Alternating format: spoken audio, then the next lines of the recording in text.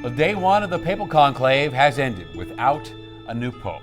Cardinals from all over the world have gathered at the Vatican to elect a successor to Pope Francis, of course, who died last month. And this is a live look at the Vatican right now. Tens of thousands of people have been gathering at St. Peter's Square to watch, today, to watch the black smoke, fumata nera, come from a stovepipe chimney above the Sistine Chapel, signaling that the first vote from those 133 cardinals was inconclusive.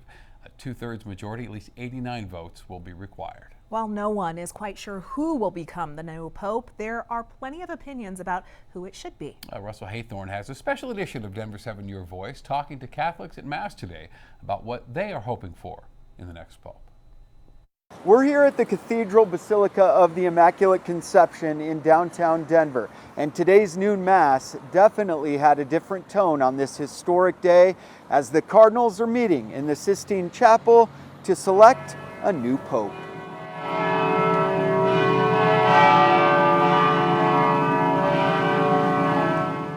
How are you feeling, and what would you like to see?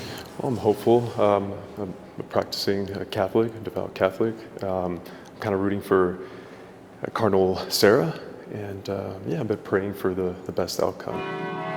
Most of my friends, they say, why are you following that? Because this is history. This is, what's going to happen in the next few days. We'll have a new pope.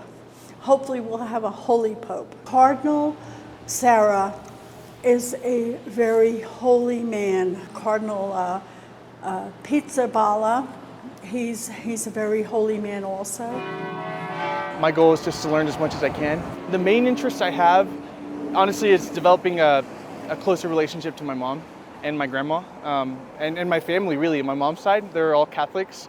And so growing up, I was exposed to some of the traditions. I want to be able to talk to my mom and talk to my grandma about the traditions that they learned growing up. If it comes to like personal things, at least in the youth, I see a lot of youth, they like the traditional things, so maybe a pope who upholds tradition or maybe brings back older traditions.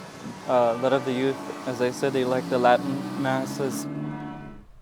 This moment is a crossroads for the Catholic Church. Today I spoke with Chris Pramuk, the chair of Ignatian at Regis University, about how the conclave has been reformed to prevent political external pressures. Traditionally, how long have they lasted, and could we be waiting, several days or even weeks? In the past, of course, going back to the 13th, 14th, 15th century, you have conclaves that last 20, 30, 40 days, even one that went 3.5 years, all kinds of political intrigue. It would be very unusual for the conclave today, after all the reforms and of different procedures that have been made in the last 100 years. It'd be very unusual for it to extend past 3-4 days.